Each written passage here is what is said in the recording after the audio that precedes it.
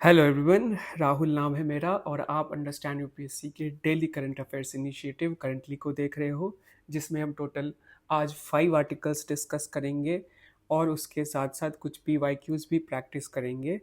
Apart from that, you know कि हमारा daily जो 1 पेजर अभी आ रहा है प्रीलिम्स को ध्यान में रखते हुए 2026, उसी कड़ी में आज हम बात करेंगे आर्टिकल 21 की। काफ़ी इंपॉर्टेंट आर्टिकल है। वैसे तो पूरी फंडामेंटल राइट्स ही इम्पॉर्टेंट है, बट आर्टिकल 21 को सुप्रीम कोर्ट ने अपने जजमेंट्स के थ्रू ओवर द ईयर्स मतलब उसका जो बेस है उसे वाइडन करा है एंड जो हमारी राइट्स है उसको बढ़ाया है। और प्रीलिम्स में यूपीएससी इस पे क्वेश्चन पूछता है। इसे मैं अच्छे से दिखाऊंगा विथ एग्जांपल। जैसे फॉर एग्जांपल आप देख सकते हो, right to privacy, article 21, right. Then we have right to marry the persons of one's choice.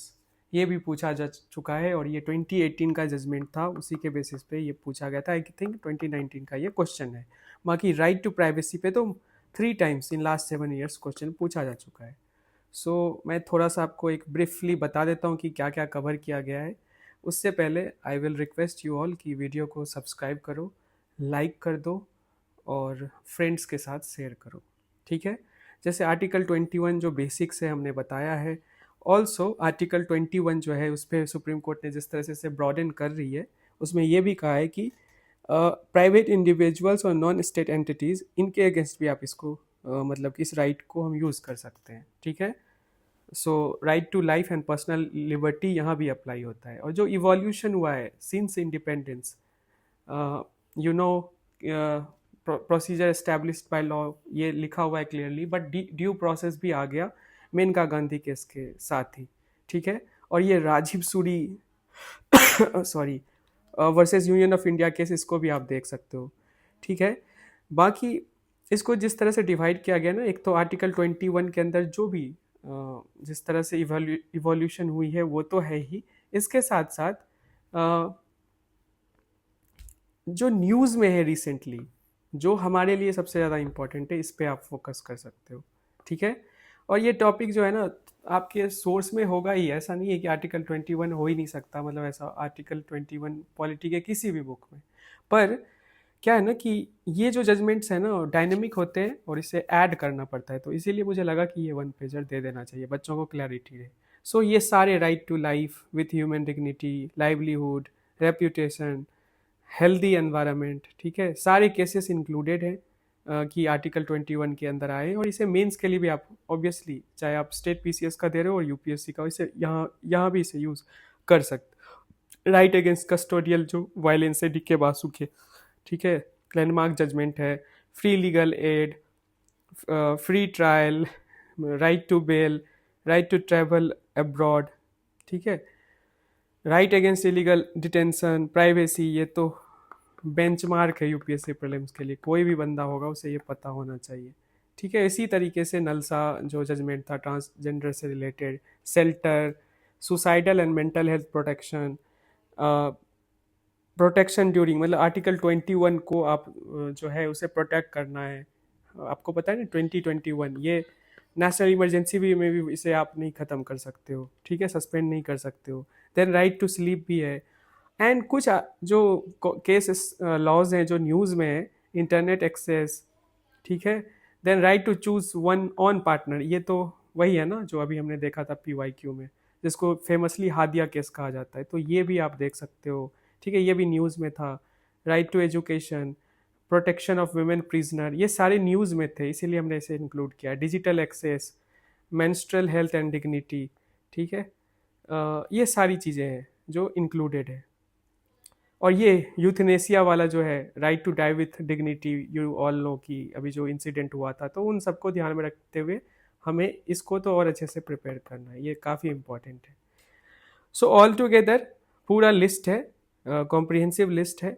आपको क्या है कि ज़्यादा फोकस जो न्यूज़ में है उसे देख कर करना है, और कुछ एडिशन होता है तो आप खुद से भी कर लेना। ये 1 पेजर की यही खास बात है कि हम एक तरह से एक बेंचमार्क बना देते हैं, बेंचमार्क में थोड़ा बहुत वैल्यू एडिशन आप भी कर सकते हो, ठीक है, it is up to you. And कुछ बच्चों ने हमें रिक्वेस्ट किया था कि बैकग्राउंड वाइट रखना है, तो जब हम प्रिंट आउट निकालते हैं तो बेटर होता है, अगर कलरफुल होता है तो फिर दिक्कत आती है, तो हमने उसको भी चेंज कर दिया अकॉर्डिंगली, ठीक है। हाँ, just give me a minute. कैसे हो आप लोग? अच्छे हो? डर भी लग रहा है प्रीलिम्स को लेकर? हम्म। ओके, सो अगेन कहूँगा, नए हो तो सब्सक्राइब कर दो और वीडियो पक्का लाइक कर दो।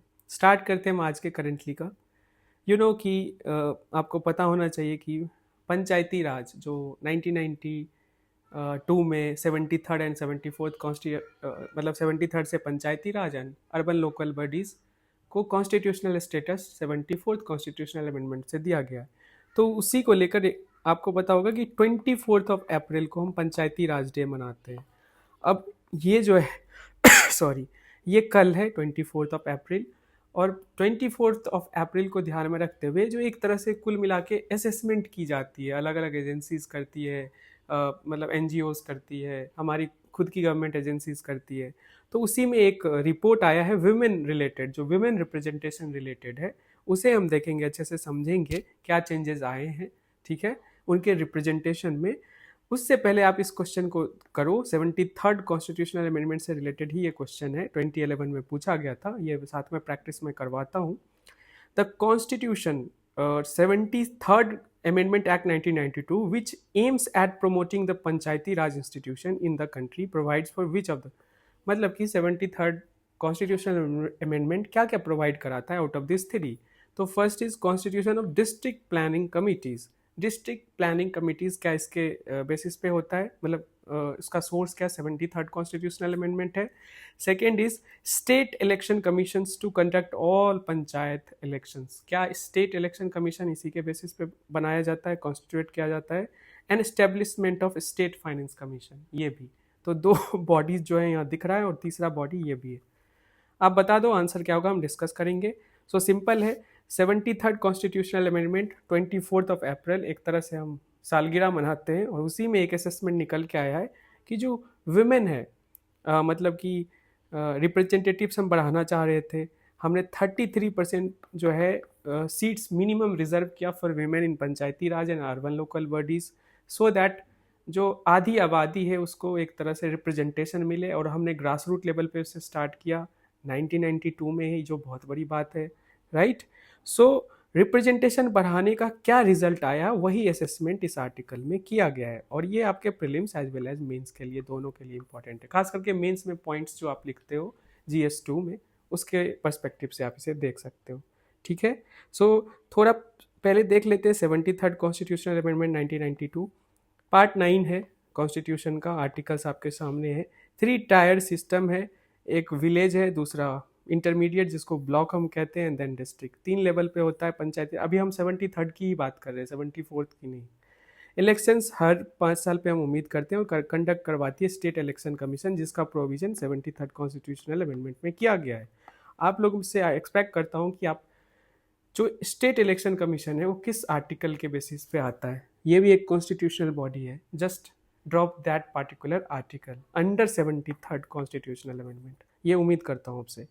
फिर रिजर्वेशन दिया गया है SC STs को एंड विमेन को, ठीक है, ये ध्यान में रखना कि ये है। और OBC का मैंडेटरी नहीं है, ऑप्शनल है।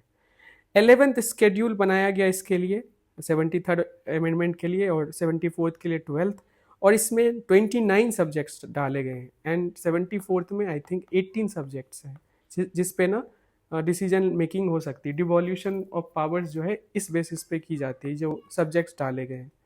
एंड स्टेट फाइनेंस कमीशन जो है एवरी 5 ईयर्स पे रिकमेंडेशन देता है, ठीक है। ये दोनों बॉडीज़ के रिस्पेक्टिव आर्टिकल्स अंडर 73 जो कॉन्स्टिट्यूशनल अमेंडमेंट है आपको कमेंट सेक्शन में लिखना है, ठीक है।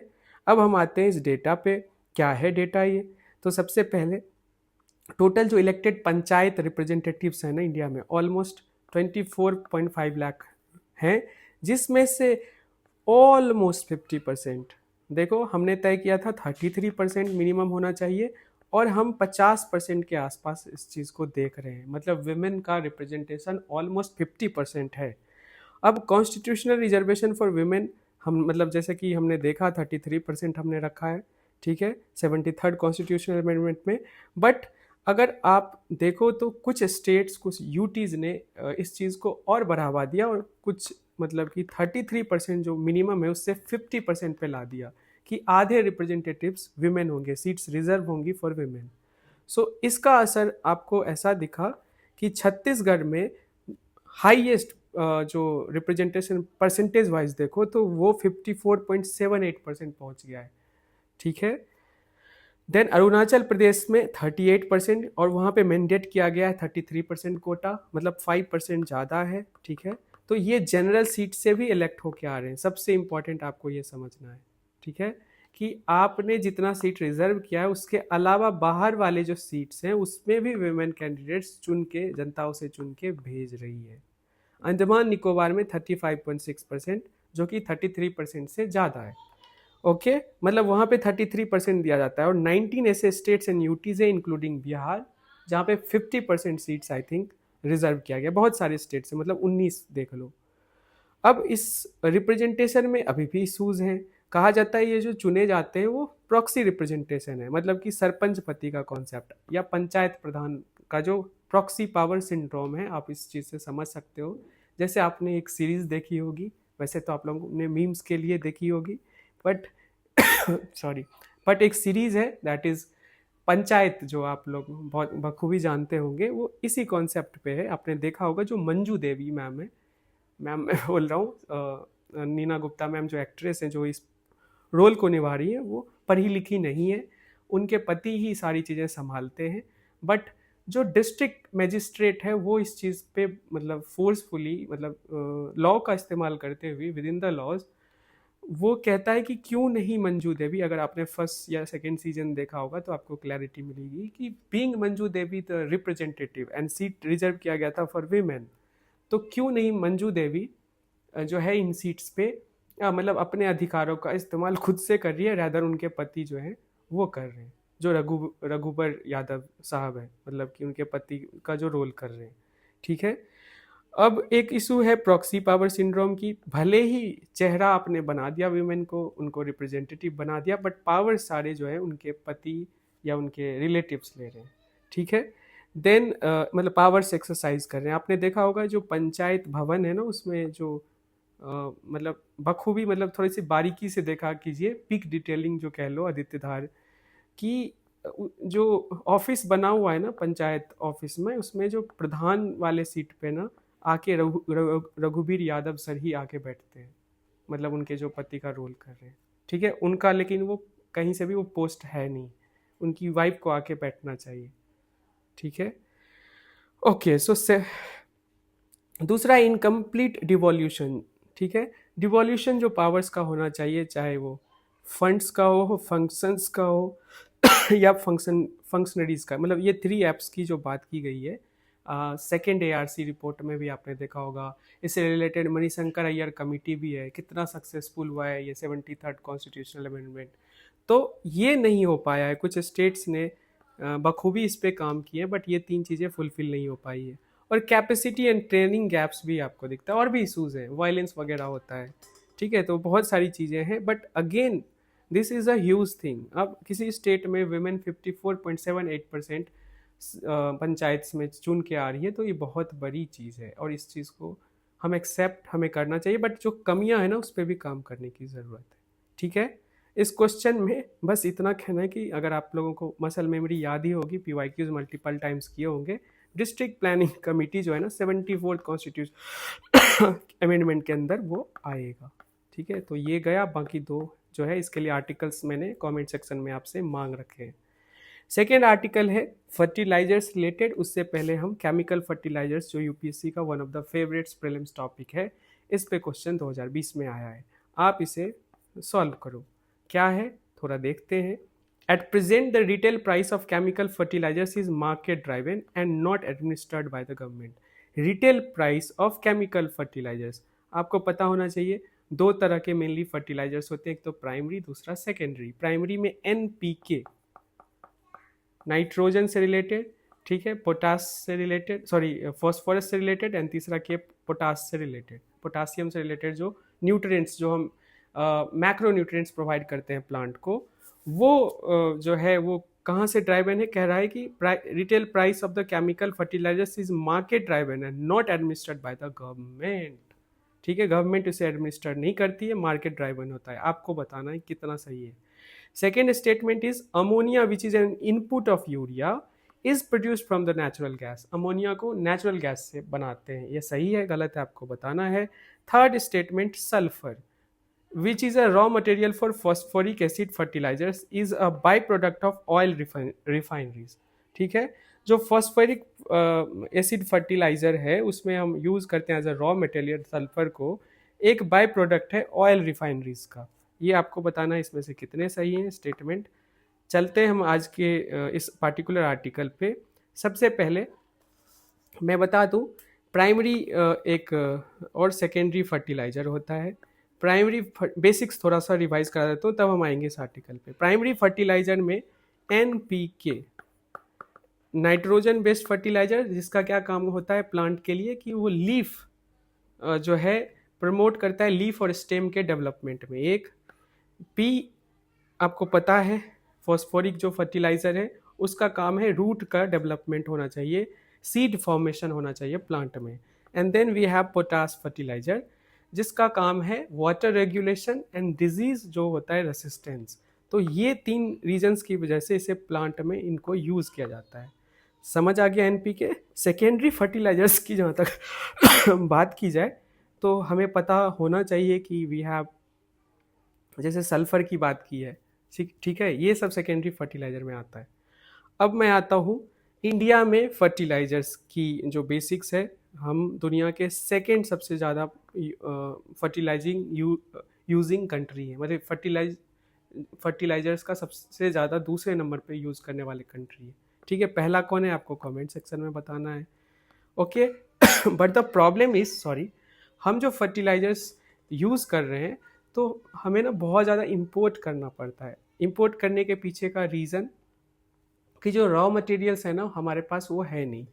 एन जहाँ तक नाइट्रोजन बेस्ड फर्टिलाइजर है, मेनली यूरिया की यहाँ बात हो रही है, ये हम 30% के आसपास इंपोर्ट करते हैं। और बाकी जो PNK फर्टिलाइजर्स है इससे रिलेटेड, ठीक है, DAP एंड MOP, ये जो है हम 50-60% के आसपास, इनफैक्ट इससे भी ज़्यादा डेटा होगा, I will have to check, जो हम भारत मंगवा रहे हैं, इंपोर्ट कर रहे हैं। ठीक है, अब मुझे एक चीज़ बताना है आपको कि 70 मिलियन टन्स के आसपास हम हर साल फर्टिलाइजर्स यूज़ करते हैं। बताया दुनिया का सेकेंड लार्जेस्ट यूज़ हम करने वाले कंट्री हैं अपने खेती में, और इसमें 50% से ज़्यादा हम nitrogen based that is urea fertiliser use कर रहे हैं। अब ऐसा क्यों हो रहा है कि एक पार्टिकुलर फर्टिलाइजर बहुत ज़्यादा यूज़ हो रहा है दैट इज़ यूरिया फर्टिलाइजर, बाकी दो जो है मेजर कह लो मैक्रो न्यूट्रिएंट जो हम यूज़ करते हैं, प्राइमरी फर्टिलाइजर जो होता है, वो हम कम मात्रा में क्यों करते हैं, तो उसके पीछे का एडमिनिस्ट्रेटिव रीज़न है जो मैं आपको अच्छे से बताऊंगा। सबसे पहले आपको ये समझना पड़ेगा कि यूरिया पे ना गवर्नमेंट एक रेट फिक्स कर देती है, एक MRP फिक्स कर देती है। जैसे 242 रुपीज़ पर 55 kg पे ही कोई यूरिया जो कंपनी है वो जो बेच रही है किसानों को 45 kg का एक बैग 242 रुपये में ही बेचेगी। और जो बाकी का, मतलब 242 का तो यूरिया का 45 kg का बैग आएगा नहीं, बाकी की जो प्राइस है ना वो कौन देने वाला है, गवर्नमेंट देगा, और किसान को बस 242 रुपये देना है। वैसे इसके प्राइस बहुत हाई होते हैं।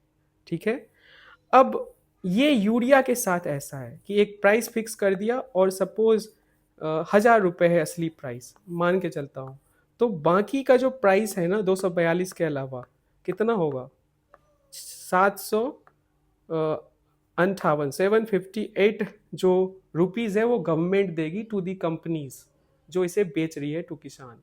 ठीक है, लेकिन when it comes to PNK fertilisers तो ये चलता है इसके लिए mechanism nutrient based subsidy NBS।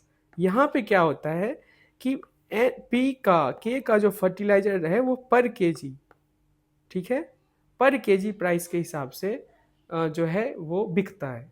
ठीक है, जिस तरह से यहाँ पे गवर्नमेंट पैसा जैसे दे रही थी मतलब कि बाकी का सारा पैसा, जस्ट सपोज हम जो इंपोर्ट करते हैं, आज इंपोर्ट वेस्ट एशिया में जिस तरह से इशू आ रहा है, डिस्ट्रप्शन जो सप्लाई चेन में हो गया है, तो उसकी वजह से क्या हो रहा है कि जो प्राइस हाइक बढ़ गया होगा, तो बाकी का जो प्राइस है ना वो गवर्नमेंट ही उठा रही है यूरिया में।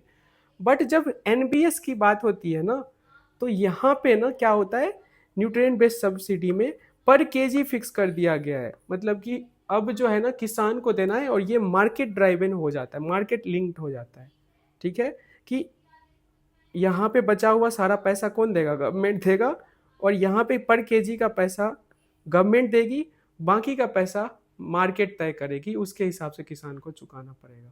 ठीक है, जैसे कि जस्ट सपोज 10 रुपये में फिक्स कर दिया कि पी फर्टिलाइजर्स है, ठीक है, तो ये गवर्नमेंट 10 रुपये देगी, और असली दाम इसका है 400 रुपये। तो ये कौन तय करेगा, 400 मार्केट कंपनीज करेंगी। ठीक है, तो बाकी के पैसे कौन देंगे, वो देगी हमारी हमारे जो किसान है।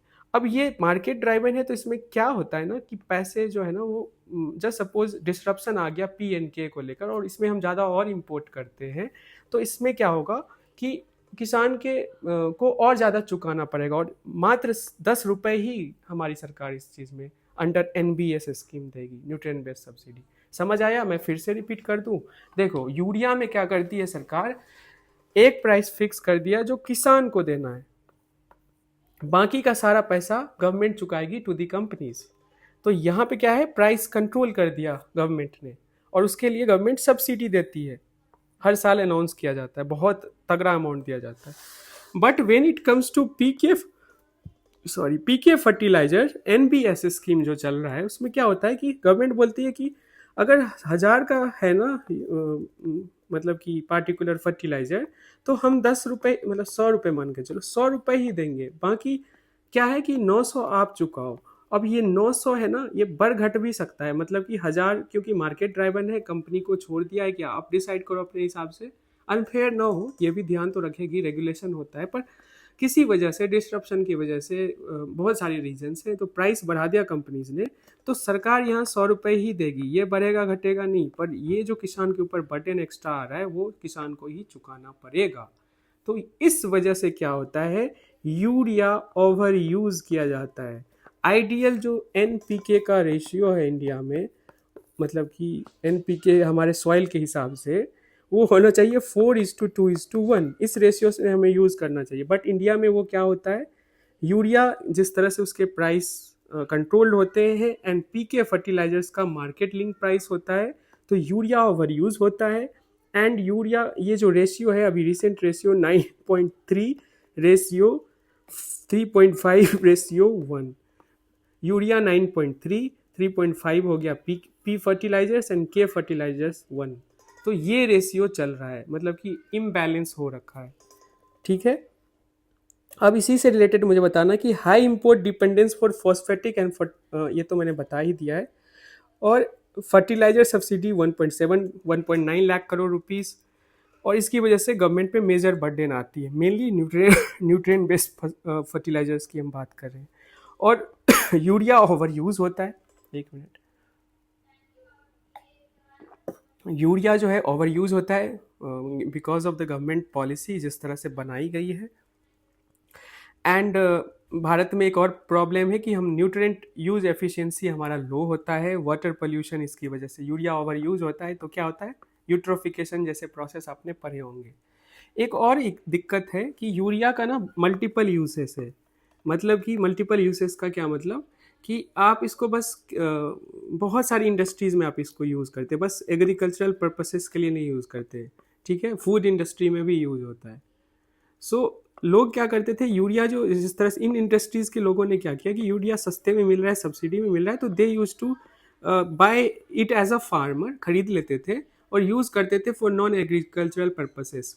तो इस चीज़ से क्या हुआ कि यूरिया और ज़्यादा ही यूज़ होने लगा, बट वो जिस पर्पस से उसको बेचा जा रहा था, सब्सिडी दिया जा रहा था, किसान को राहत दी जाती थी, उस चीज़ का फ़ायदा उठा रहे थे लोग, इंडस्ट्रीज़ के जो लोग थे अदर देन एग्रीकल्चर।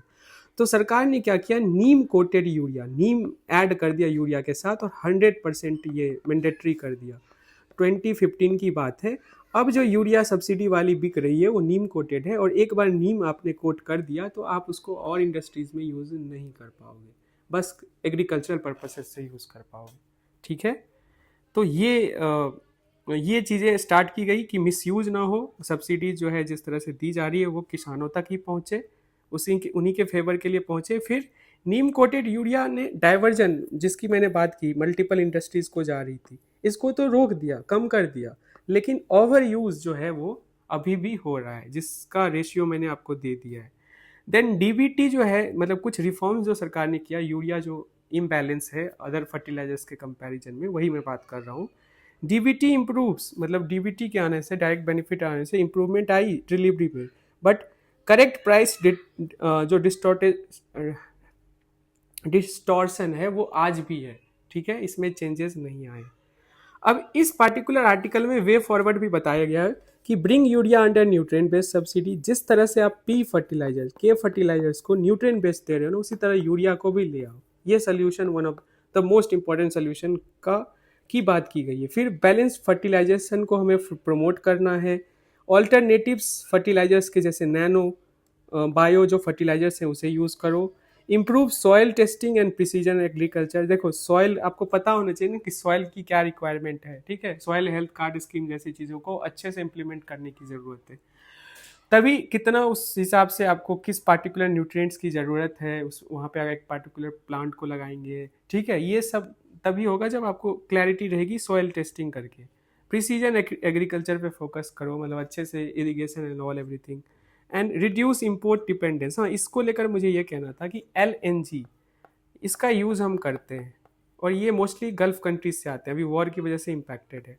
अब LNG ना, आपको लगता होगा कि ये फ्यूल के तौर पे मेनली यूज़ होता है, बट जब आता है ना यूरिया की बारी, तो यूरिया बनाने में ना हम LNG गैस का इस्तेमाल करते हैं, not as a fuel but as a raw material. मतलब LNG का इसमें 80% रोल होता है, 20% रोल एज अ फ्यूल हम करते हैं। जब ये यूरिया बनता है ना, हाइवर बॉस प्रोसेस आप लोगों ने पढ़ा होगा, तो ये यहाँ पे एज अ LNG को हम रॉ मटेरियल यूज़ करें। और अभी जो महंगाई बढ़ रही है, जो डिस्ट्रप्शन आया है, स्टेट ऑफ हॉर्मुज बंद हो गया है, तो उसके पीछे का रीज़न यही है, यूरिया के प्राइस में बढ़ने, दाम में बढ़ने का रीज़न यही है कि जो रॉ मटेरियल है वो हमें सही से एडिक्वेटली नहीं मिल रहा है। तो इस आर्टिकल में आपको बहुत हद तक क्लैरिटी मिली होगी। आते इस पार्टिकुलर क्वेश्चन पे, at present the retail price of chemical fertilisers is market driven and not administrated by the government. देखो, केमिकल फर्टिलाइजर में यूरिया भी आता है। मार्केट ड्राइवन कौन कौन से हैं? P&K fertilisers. और गवर्नमेंट जिसको एडमिनिस्टर खुद से कर रही है, कंट्रोल कर रही है, वो यूरिया है। तो पहला स्टेटमेंट, सारे फर्टिलाइजर्स मार्केट ड्राइवन नहीं है, तो ये तो गलत हो गया। देन अमोनिया जो है which is an input of urea is produced from the natural gas, ये करेक्ट है। अमोनिया जो है नेचुरल गैस से हम प्रोड्यूस करते हैं, उसी से यूरिया बनाते हैं, जिसकी अभी मैं बात कर रहा था। And sulphur, yes, is a raw material for phosphoric acid fertiliser sorry, is a by product of oil refineries. ये सही स्टेटमेंट है। सो बाकी के दो स्टेटमेंट सही है, पहले इनकरेक्ट है, इसका आंसर बी होगा। ठीक है, तीसरा आर्टिकल इज, मैंने बताया था कि कुछ आर्टिकल्स के लिए हमें वेट करना पड़ता है। साउथ कोरिया के जो है, मैंने कहा था हैन डक सू, साउथ कोरिया के जो आई थिंक प्राइम मिनिस्टर है, प्रेसिडेंट है, मुझे यहाँ कन्फ्यूजन है। ठीक है, आप लोग बता देना प्राइम मिनिस्टर है या प्रेसिडेंट है, बिकॉज नेम प्रेसिडेंट है।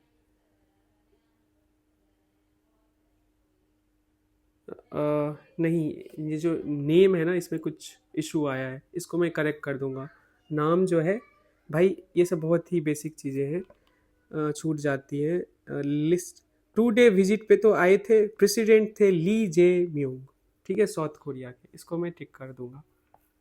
ठीक है, सो ये 2 डे विजिट पे आए और बहुत सारी चीज़ें हमने डिस्कस करी इनके साथ। प्राइम मिनिस्टर मोदी ने इनके साथ हाई लेवल जो मीटिंग्स होती है वो बातचीत हुई। तो पहले तो हम देख लेते हैं India south Korea relation. Map में दिखाने की ज़रूरत तो नहीं है ना, नॉर्थ कोरिया है, साउथ कोरिया है, ठीक है, जापान है, इधर इधर चाइना है। ठीक है, सो 1973 में इनके साथ रिलेशन हम एक तरह से शुरू करते हैं प्रॉपरली। और 2015 में ये स्पेशल स्ट्रैटेजिक पार्टनरशिप हो जाता है। और हमारी जो पॉलिसी है 2014 के बाद एक्ट ईस्ट पॉलिसी, पहले लुक इट ईस्ट पॉलिसी होती थी, उसे हमने एक्ट ईस्ट पॉलिसी बना दिया।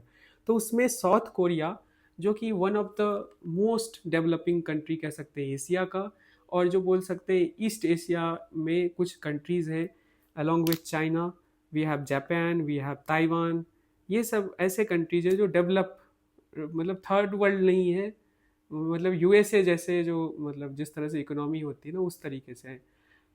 इनकम भी इनका हाई है, आपको पता ही होगा। और कोरिया की जहाँ तक बात की जाए तो लड़कियों को तो और अच्छे से पता होगा के पॉप की वजह से, ठीक है। तो साउथ कोरिया ही वो कंट्री है। एंड इकोनॉमी हमारी जो ट्रेड होती है ना 26 से 27 बिलियन के आसपास, हम एक्सपोर्ट करते हैं 5 टू 8 बिलियन, 5.8 बिलियन, मतलब कि 21 बिलियन के आसपास साउथ कोरिया हमें इंपोर्ट कर रहा है। मतलब बहुत तगड़ा डिफरेंस है, मेनली इलेक्ट्रॉनिक्स ऑटोमोबाइल्स के प्रोडक्ट्स, और डेफिसिट बहुत बड़ा है, ठीक है।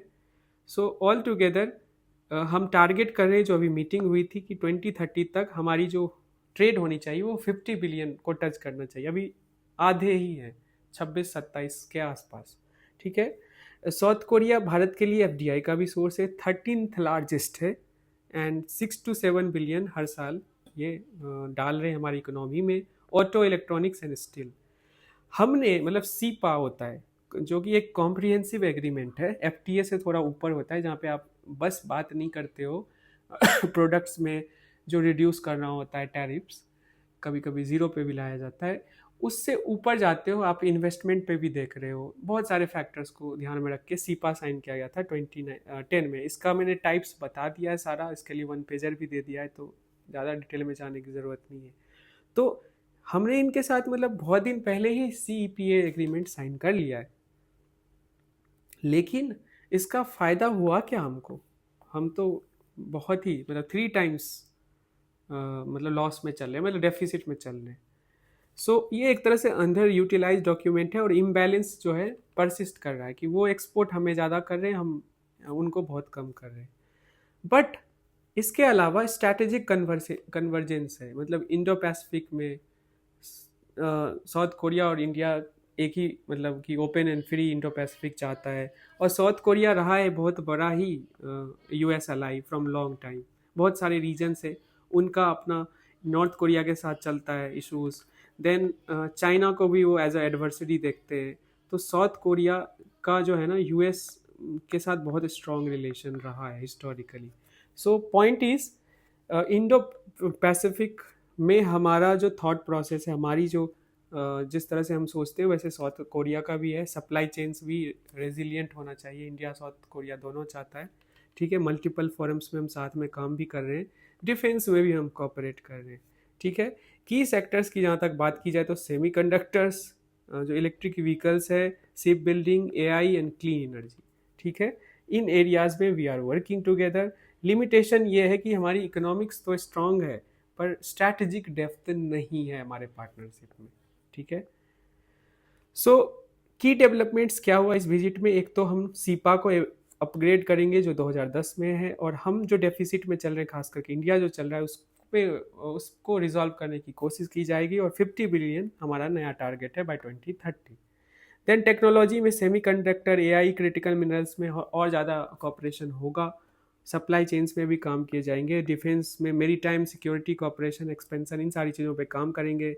इसके अलावा इंडस्ट्री में MSME साउथ कोरिया का स्ट्रॉन्ग है, उसको और ज़्यादा मतलब भारत इससे सीख सकता है। मैन्युफैक्चरिंग जो लिंकेजेस है उस पर काम किया जाएगा। इंडो पैसिफिक में ग्रेटर अलाइनमेंट पे और ज़्यादा बल दिया जाएगा। एंड इन्वेस्टमेंट में पुश फॉर इंक्रीज्ड, कोरिया का जो इन्वेस्टमेंट है दैट इज़ 13th, और भारत चाहता है कि और ज़्यादा कोरिया इन्वेस्ट करे इंडिया में। सो ऑल टुगेदर यही था विजिट।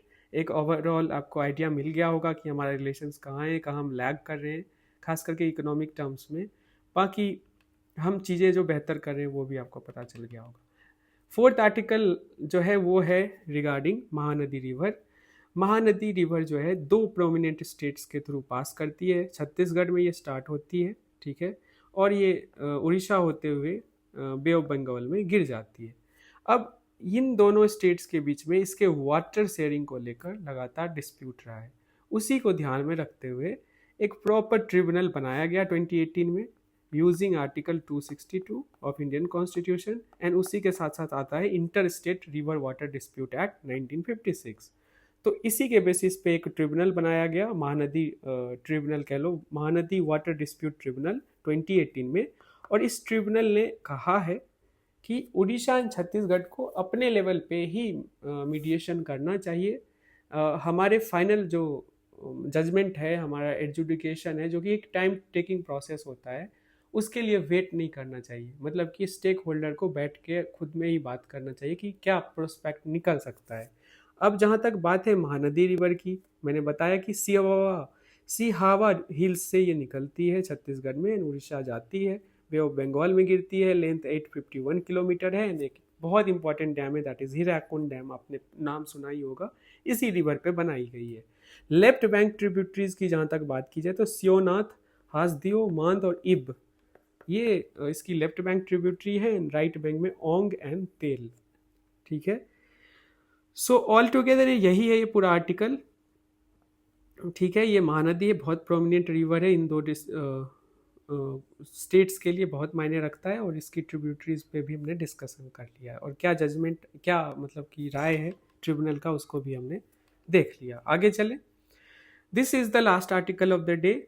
लेफ्ट विंग एक्सट्रीमिज्म, आपको पता है माओइज्म से ये इंस्पायर्ड है। 1960s में आपको इंडिया में इसकी शुरुआत हुई वेस्ट बंगाल के नक्सलबारी इलाके से। ठीक है, उसके बाद ये फैलता गया, और ख़ास करके जो भारत का ईस्टर्न रीजन है और सेंट्रल रीजन है, वहाँ पे ये पूरी तरीके से फैल गया, क्योंकि यहाँ फॉरेस्ट वगैरह ज़्यादा है। तो ये लोग जो डेमोक्रेटिक सेटअप है ना, उसको उखाड़ फेंकना चाहते हैं। माओइज्म का यही मतलब है, और वायलेंस के थ्रू, गुरिल्ला वॉरफेयर के थ्रू। ठीक है, तो ये बढ़ता ही जा रहा था, बट करेंट गवर्नमेंट ने डिसीजन लिया। सबसे पहले भी जो गवर्नमेंट्स थी इनसे पहले, उन सब की प्रयास की वजह से क्या हुआ कि रिसेंट गवर्नमेंट ने डिसाइड किया कि भाई 31 मार्च 2026 तक हम नक्सलिज्म को इंडिया से एलिमिनेट कर देंगे, जिसमें बहुत हद तक सक्सेस भी मिला है।